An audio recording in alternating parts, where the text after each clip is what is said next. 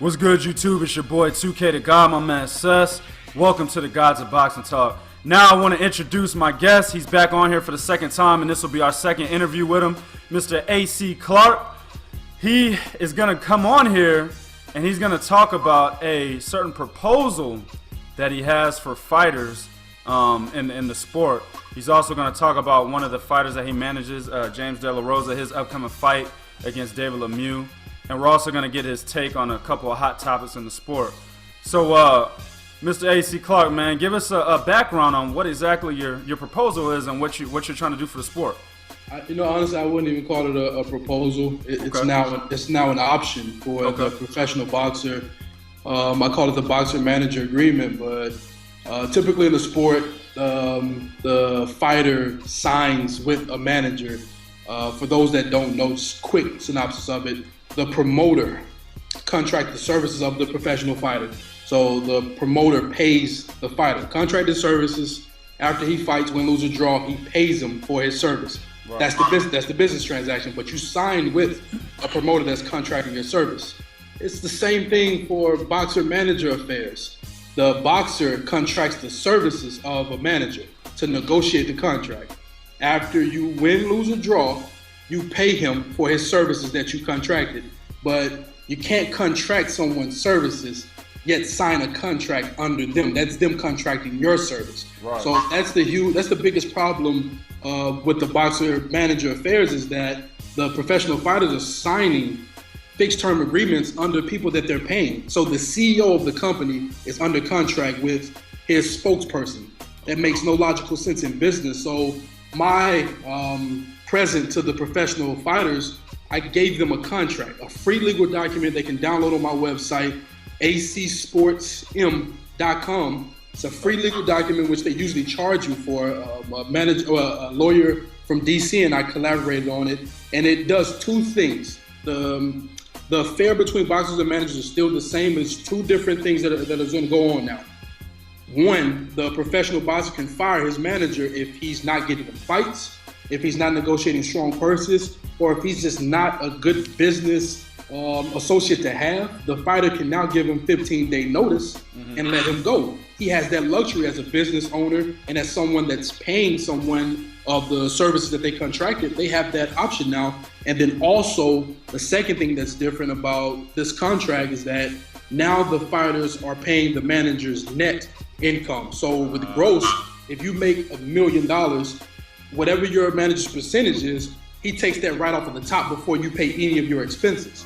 So now, after you pay for your licensing fees, your cornerman licensing fees, after you pay your cornerman, your cut man, or whatever it may be, then you pay your manager whatever's left over, which is net. Those are the two things that are just the only two things that are different about this contract, but it really helps out the professional boxer more than it helps out anyone else, and that's the way that it should be because they're taking majority of the risk in the ring. So that's what it is. 100% agree. Seth, you got any questions? Nah, man, he broke it down so good. I'm ready to go on his website and download it. All right. Well, I have a question. So let's say I'm a manager, right? So obviously it's a business, and there's going to be a lot of money flowing, right? I'm a manager, and I just got a hold of your contract. How would I benefit from letting my fighters know about this? Oh, you still get paid.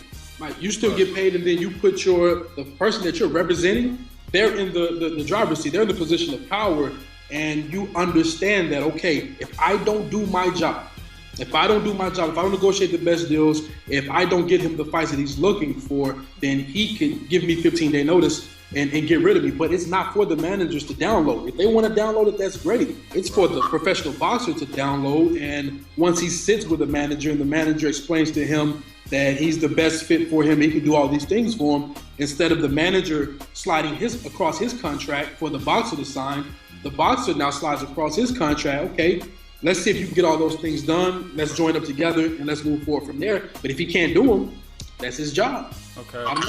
So pretty much that's an excellent answer. Pretty much what I'm getting at is, let's say a guy like Al Heyman, right? He's a manager on the outside, but we all know what he's really doing, right? So a guy like him, how would he's making so much money managing these fighters right now, right? So how would your contract that is definitely for the benefit of the fighter, how would that not decrease his revenue? He has 200 plus fighters. Yes, like, he does. If Errol Spence, who's one of the top fighters in the sport, if Earl Spencer is like, all right, my contract is up, I want to re-sign with you, but we're going to sign this contract. You think Al Haven is going to say no? Adrian Broner, Amir Khan, Deontay Wilder, all the top guys, if their contracts expire and they say, Al, we still want to work with you because you're paying the biggest purses, but we want you to sign this contract that protects us. I think he's going to say, nah, I'm not going to do it. Like, that doesn't benefit me. It's like, I hate to say it this way, but it's like either get down or lay down. Either because at the end of the day, you're still getting paid. Either you're going to work for these guys and get the deals that they want, or they're going to take it to somebody else. It's as simple as that. So that's my mindset. What's been the fighter's response to this contract? I can't say. I don't want to put a name out there, but a big name fighter, his lawyer actually emailed me and said that he absolutely loved the agreement. Wow. And the lawyer even told me, man, I love it also. If you ever need anything from me, just let me know. But people have been backing it, man. Even Riddick Bowe hit me up. Nice. was really on board with it. My guys from ESPN, Brian Campbell, Darren Hayes, they were on board with it. There's only been 4 people that have been against it, and it's usually the older guys who are stuck in their ways. I call it the used tos. They're used to how everything once was. Like, the day's dead, man. Are we talking about older fighters or older managers, trainers? Older guys that are probably siding with managers or in cahoots with managers, but no fighter. I haven't had one fighter say, oh, no, this is garbage. I don't like this. I'm not going to use it. No, not one fighter. And I'll be shocked if one fighter hits me up like, no, man, this is garbage. I don't want this. But people have been showing love, man. I really appreciate it. Yeah. And that's what I was getting at. I could see some managers over there having a little problem because they think something would happen with the setup that they have now, generating so much revenue that if it's, so much on benefit for the fighter that they may be losing out on this. But I think this is an excellent fucking plan. And I think exactly what you said in the beginning of the video. You said that the fighters are the ones that are doing all the work, so they need to be compensated much more than anybody else. Bro, you know how many times I've been in my drawers at the crib, and still like I'm not at the gym. Like, I'm not at the gym. I'm not out running. I'm not getting punched in the face. I'm at the crib, my drawers, talking to my cat. That's real talk. Getting deals done. So it's like no, I'm not saying that I shouldn't be compensated for my services, but be damned if I have to put someone under a fixed term agreement to ensure that I get paid from it. Like, no, like there's no wear and tear on my body, so they should go on with the most money. I'll say this, and this is not me being like pompous or braggadocious. Like, I just put it on my Facebook. It takes time for things to heat up. So right now, this is in the early stages. Like, it hasn't even hit to where it's going to get to. If you can't adjust to this, I'm talking directly to managers. Like, if you can't adjust to this, agreement and what fighters are going to want, like, I strongly suggest you get out, because in a year, maybe even less than that, every fighter is going to want this. And if you can't get down with it, you making money in this sport as a professional boxing manager is going to be over with. So either adjust to it, or sorry for you. Like, that's how it is. That's called the power of the majority. You know what I'm saying? There's more fighters than there are fucking managers. Yeah, exactly. I got one last question. How did you come up with this? I mean, what was your whole thought process behind it? I was certified at 25 as a National Basketball Players Agent. So I was tied in with the NBA to represent NBA guys. Even though I never signed an NBA draft pick, like, they have unions. So they have people that are in place to protect the professional athlete. NBA, MLB, NFL, they all have unions. So every athlete signs the same contract. Every agent gets the same agent fee. Like, it's nothing different. Like, all the wording is the same. So coming from that, how everything was structured well and the athletes were pretty much in place to run things, and the agents were doing whatever it took to keep their guys happy, to make sure they weren't fired, to come to boxing and just seeing people that honestly, in my eyes, they are not boxing managers. They put together this contract, they copied and paste, put something together, and they go tell these young fighters, hey, I know this person, this person, this person. Man, I'm tired of seeing it right now, and I was tired of seeing it when I first started at 24. So I've been thinking about it for a while now. I was just trying to make sure that I could get it done. And after seeing there was no union or no organizing body, it's like, man, I'm putting this out. I don't give a damn who get mad or who says what.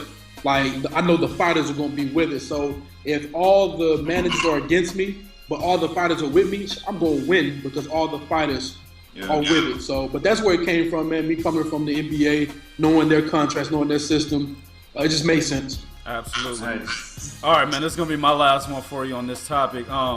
Was there some sort of meeting or anything like that where you had to put this information out there to get the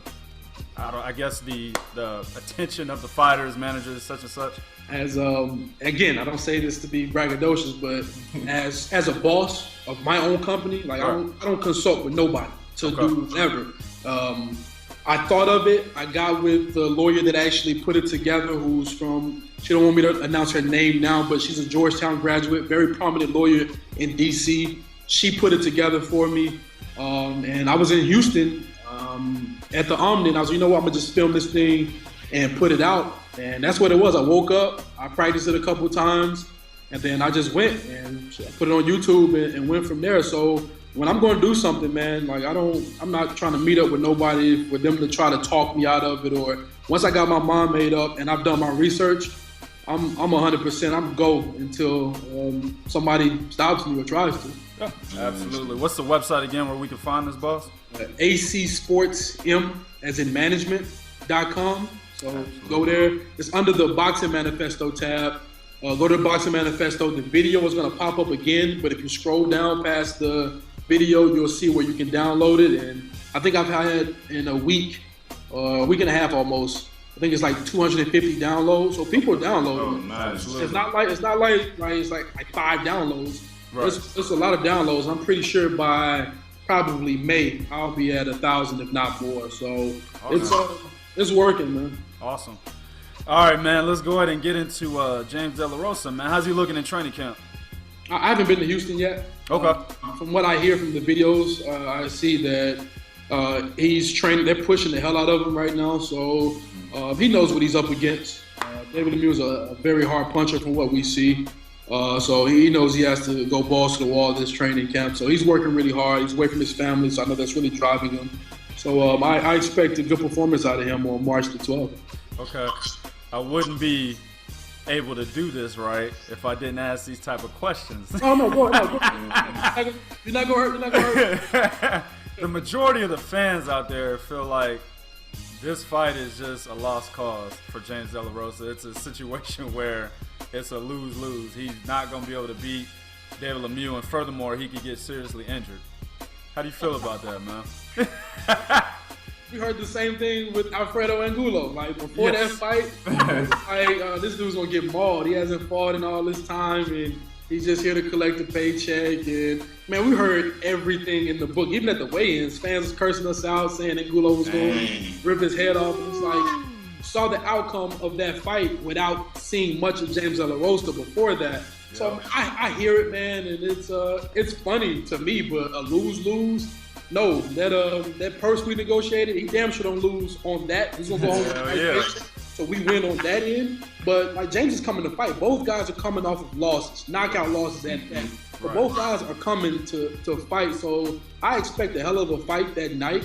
And the man that wants it the most, that worked the hardest in training camp, that's who's gonna come out with it. But let's not act like David Lemieux is just this world-class boxer. If he was Earl Spence, I would kind of be like, man, we got a tough-ass fight ahead of us. Like, Errol, I couldn't say anything bad, but let's not act like David Lemieux didn't just get his ass whooped by Triple G. Like, I mean, he's a good, strong fighter, but he's not an Earl Spence, or he's not where Golovkin is at right now. So it's an even fight. In my eyes, it's an even fight. Either guy could win it, just depending on who's working hard and who's not. Okay. That's a good assessment. Sess, you got anything for him? Nah, man, not on that. All right, man. Sess ain't got no questions. Hey, I'm just listening, man. I'm sitting back and I'm just listening. Sess got that old boxer's brain, man, where he been hit too hard. All right, man. Let us know the day of the fight, venue, time. It's going to be on pay-per-view in Canada, so it won't be aired in the United States. I think they're going to do some type of live stream. Once I get that, I'll put it out to you guys so you guys could talk about it. But it's March the 12th, I believe, 7 p.m., I think, over in Montreal, Canada at the Olympia Center. It's going to be a good fight, man. They got a good little undercard going. I'm actually hoping to create an alliance between myself and Camille Esteban, who I think he either promotes or manages David Lemieux, but they put on great shows over there. They give guys opportunities. So I think I'm going to start pushing more guys to go to Canada to fight if it's going to be a struggle for them to get fights here in America. So I'm looking forward to going back to Montreal. They show a lot of love over there, man, and hopefully we can come out of there with an upset win. All right, that's what's up. All right, man, real quick, man, give us your assessment on the Terence Crawford-Hank Lundy fight coming up this weekend. And I'm a huge fan of Hank and what he does in the ring. He's going to come in, he's going to fight his ass off, he's going to fight hard, but Terence Crawford is just too versatile, he's just too talented. I think he'll probably, I don't want to say stop Hank Lundy, I don't want to say it because I love what Hank does in the ring. But I think Terence Crawford wears him down and probably stops him somewhere between the 8th and the 10th, and still walks out that joint champion. But it's going to be a good fight. Hank is going, he's going to bully him, he's going to come to fight, but I just don't think he has the skill to compete long term with long rounds with Terence Crawford. Right. He got the gas either. Yeah. I don't think he got the gas, man. You say he gonna run out of gas? I don't think he got the gas to be able to be able to stay in there with TC. I think he gonna give it a good go early, but man, I don't know. Hank looked like a 4-round fighter when he was in there with Herrera. I don't think he has the IQ. I mean, the way he fucking switches up on strategy in there. It's either two things. Either he takes too long, you know what I'm saying, to formulate the strategy he needs to win, so he comes in late and fights, or he's already doing what he needs to do to win and he changes it because he feels like he needs to do something else. Right, I got you. So he's that's. I hope. I said I got a chance to spend some time with him when I was out in Philly. I hope he wins. I'm pulling for him. But if I had to put money on it, I think I would go with Crawford. Like I said, the kid is too versatile. He comes in with several game plans and executes very well, man. So I would have to go with him. All right. And what about the UK mega fight between Carl Frampton and Scott Quigg this weekend? Honestly, man, to be completely frank, I haven't seen much of either guy to really make a strong synopsis of the fight. I don't want to just say a name based off of whose record is better or who has the most experienced fights. So I haven't really seen either guy that much to really give a pull on who's going to win the fight or who's not. Honestly, it's in the UK. I don't know much about either fighter, so I mean, whoever wins, hopefully they fight someone from America next to give them a rock at one of those belts. But I honestly don't. I'll be making up something if I try to give a name or a strategy right now. Yeah, they're supposed to be fighting Rigo next, but Eddie Hearn has kind of shied away from that a little bit. I watched them live. I watched them live on the undercard of Canelo Cotto, and I said he's impressive boxing wise, but in regards to if you want to see a fight, you're not gonna get that from him. He's gonna outclass you boxing wise, but I was impressed, but I didn't want to see him again live. So that's just my personal take on it. You should have asked me about Algieri and Earl Spence. That was gonna be my next question. Yeah, there you go. That's my question. Let me ask that real quick. Damn, AC, what do you think about? What do you think about Errol Spence versus Chris Algieri? Man, he's going to be over in the 8th round. Like Really? He's going bro. Like just watching this kid work out, like he's going to maul Algieri. He's going to come out strong boxing. He's going to stand behind that jab and try to keep his distance. But I always say this: if you don't give Earl Spence something to keep him off your ass, it's going to be a long, probably short night. Like, you have to show him, he has to respect your power. And from the fights I've seen with Algieri, I don't see him having the power that Spence is going to be like, okay, you know what, I got to watch this or I got to step back from this. Bro, he walks him down and he stops the fight probably either on a body shot or probably a left over the top, but it won't go past 8. It won't. Yeah, well, I said I kind of agree with him a little bit, Sus. Like, I said the same thing about the bodies, you know, because Chris Algieri's got pretty good footwork. He's going to be using the outside a lot in this fight and popping the jab, which I really think Errol Spencer is susceptible to the jab. I mean, that's Chris Van Heerden fight showed that, obviously. But he's going to be popping the jab. But the problem with this is if Chris Algieri stops his movement, or if Errol Spence actually gets on the inside and starts ripping to the body, which is what he will do to stop his movement, I see a stoppage as well. So I'm kind of with him. Hold on. Let me play devil's advocate real quick, since y'all want to, tag team and be on each other's side and shit. Yeah. Now, I mean, look, I love the fight. Clearly, I like what EJ is doing right now. I mean, he looks spectacular. But I like this fight because I do believe that Chris Algieri can present a different look to EJ in terms of coming in there and being somebody who does have really good movement, and who does know how to box. I'm not gonna say he's a master class boxer like his trainer was calling him in the Pacquiao fight. I won't go that far, but I will say this. Everybody that I've seen Errol go up against, they tend to move straight back when Errol is coming at them. And he doesn't have to do much in order to get inside. A lot of those guys just kind of, the bell rings, they come to the middle of the ring with Errol, but Errol's a really strong guy. I mean, I think he wears the weight very, very good, and he carries a lot of power behind his punches. So they feel that first shot, and they tend to just kind of start going backwards, and Errol does his thing. The one thing that I do like about Chris Algieri and the aspect that I think he's going to bring to this fight is his movement and his boxing ability. Now, if he doesn't move straight back, I think he can actually do a little something. But I will agree with you, AC, with what you said about making Earl Spence respect you. And that's where Chris Algieri is really going to run into some problems, because if he can't hit Errol with a shot that's going to, take his respect, it could be I'm not going to say it's going to be a short night. I'm going to say it'll be a long, competitive night. That's what I'm going to say.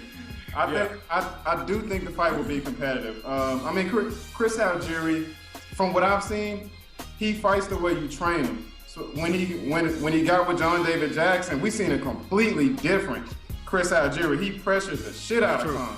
That's true. Now, and I think it was because John David Jackson trained him that way, but he fought completely different in the Pacquiao fight. So I do think he's somewhat of a strategist, and he knows the opponent that he's fighting, and he knows what the guy doesn't like. So I like it because I believe it's going to be something different for Earl Spence to come up against. All right, man. Do you have anything else from Mr. Clark? Nah, I don't have anything, man. I mean, I'm honored to even have him on the show, man, and that he made time for us. I really appreciate that. I appreciate you. Appreciate you reaching out, though. Hey, no problem, man. All right, that's going to go ahead and conclude this show and this interview. I want to thank Mr. A.C. Clark and, wish him luck in his future endeavors. Wish him luck with his fighter, Mr. James De La Rosa. I hope he kicks David Lemieux's ass, because that would definitely shake up the division.